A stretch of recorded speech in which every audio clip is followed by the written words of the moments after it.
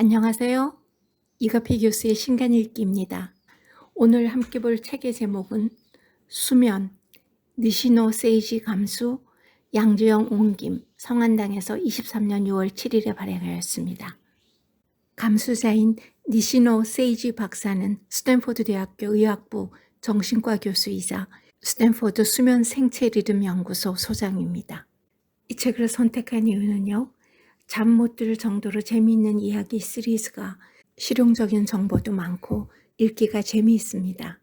그래서 저도 제가 좀 잠을 덜 자는 편이기 때문에 저녁에 9시 반쯤 자고 새벽 3시에 일어나는 그런 루틴을 가지고 있는 것이 좀 문제가 되지 않나 하는 생각에서 확인해 보기 위해서 이 책을 골랐습니다.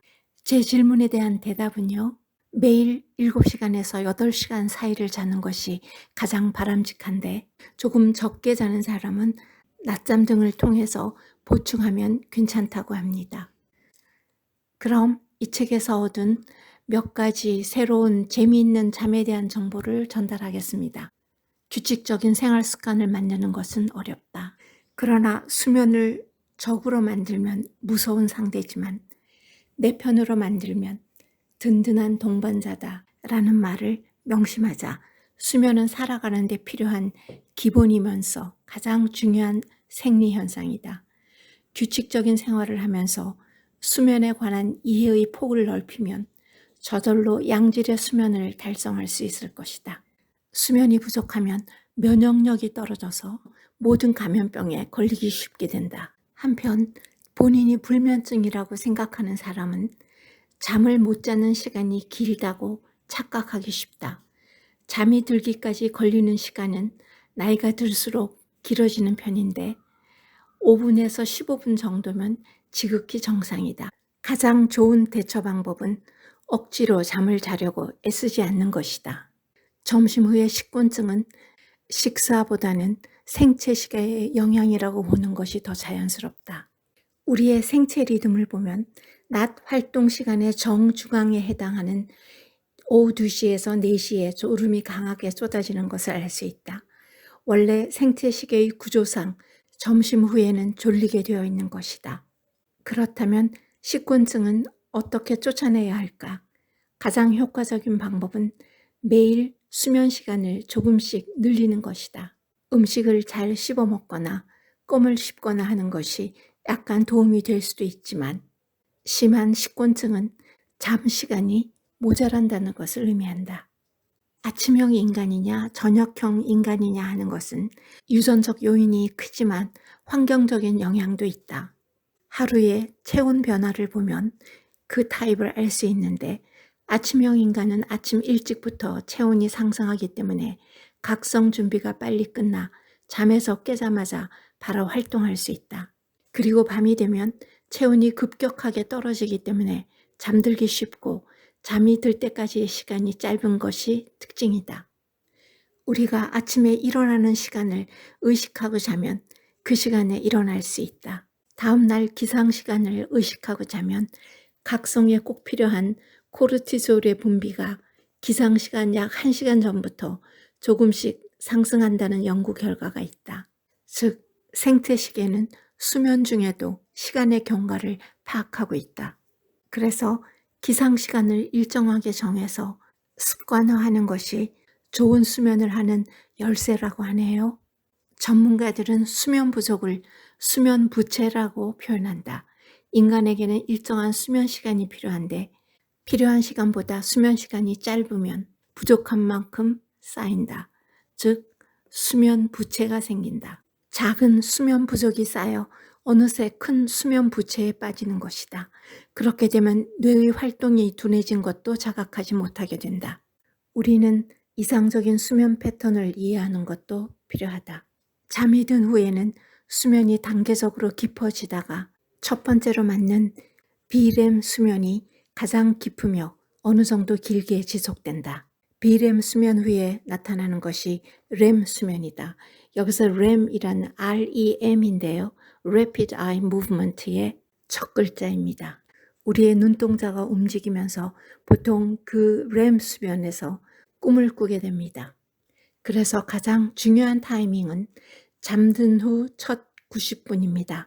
이때 제대로 깊게 자면 이후 수면의 질도 좋은 상태가 된다. 우리가 자는 동안에 비렘 수면과 렘 수면의 사이클이 4 내지 5회 반복된다. 정상적인 수면 패턴의 경우 비렘 수면은 점점 얕아지고 렘 수면은 점점 길어진다. 왜 노인은 새벽에 일어날까? 생체 시계가 앞당겨져서 이른 시간에 자게 되고 수면도 얕아진다. 고령자는 낮 동안의 활동량이 감소하기 때문에 단시간의 수면으로도 충분하다고 하지만 이는 잘못된 정보이다. 단시간 수면에 낮잠 습관까지 없는 사람일수록 치매에 걸릴 확률이 높다는 조사 결과가 있다. 밤에 길게 잠을 자지 못하면 낮잠으로 수면 시간을 확보하는 것이 좋다. 또한 비렘 수면 시간이 줄어들면 골밀도를 늘리는 성장 호르몬의 분비도 감소하고 뼈가 약해지면서 골절이 되기 쉬워진다. 그래서 노인이라고 해도 하루에 잠자는 시간 7시간은 꼭 확보해야 하는 것입니다. 다음 날 아침에 일찍 일어나야 된다고 해서 평소보다 한두 시간 일찍 잠자리에 누워도 잠이 오지 않는 이유를 아세요? 조사 결과 잠자기 2시간 전부터 취침 직전까지가 가장 잠들기 어렵다는 forbidden zone이기 때문이다. 억지로 일찍 잠자려고 애쓰기보다 평소 취침 시간에 자고 빨리 일어나는 편이 수면 시간은 짧아져도 잠의 질은 확보할 수 있다. 잠의 질을 확보하기 위해서는 우선 기상 시간을 정해두자. 아침에 반드시 정해진 시간에 일어나려고 노력하면 잠이 오는 시간도 저절로 정해진다. 취침 시간이 정해지면 수면 패턴도 확립되기 때문에 결과적으로 자연스럽게 황금 시간 첫 90분이 유도되는 것이다. 졸음을 유도하는 포인트는 심부 체온과 피부 온도의 차이에 있다. 일반적으로 사람의 체온은 낮에는 높고 한밤중에는 낮다고 하는데 이것은 심부 체온, 즉 몸의 내부 온도의 변화에만 해당하는 말이다. 피부 온도는 완전히 반대여서 낮에는 낮아지고 한밤중에는 높아진다. 또한 각성시의 심부 체온은 건강한 사람이라면 피부 온도보다 최대 2도 정도 높은 상태이다. 심부 체온이 36.5도인 사람이라면 피부 온도는 대략 34.5도이다. 잠이 올 때 손이 따뜻해지는 이유는 잠들기 전 손발 끝에 집중되어 있는 모세혈관과 동정맥 문합에서 열이 방출되기 때문이다. 그러면 각성시보다 0.3도 정도 낮은 36.2도까지 떨어지고 피부 온도와의 온도차가 줄어든다. 심부 체온과 피부 온도와의 차이가 줄어들면 졸음은 더욱더 증가해서 잠들기 쉬워지고 황금 시간 첫 90분도 얻기 쉬워진다. 가장 효과적인 방법은 목욕인데 40도의 물에 15분 동안 몸을 담근 후 심부 체온을 측정하면 0.5도 상승한다. 심부 체온은 크게 상승하는 만큼 크게 떨어지려는 성질이 있다. 단 취침하기 90분 전까지는 목욕을 마쳐야 한다.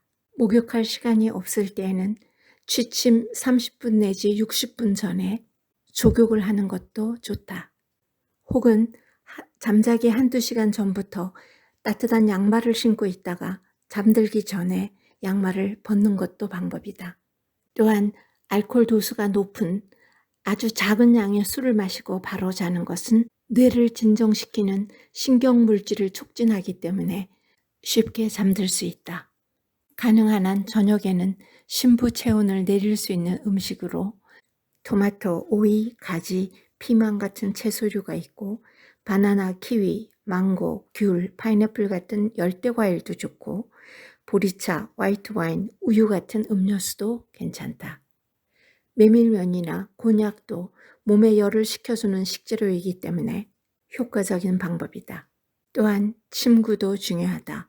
고반발 신소재 매트리스를 바닥에 까는 것이 통기성이 좋고 열 배출이 잘 되는 메쉬 소재나 메밀 껍질이나 바이오 칩을 사용한 베개가 좋다.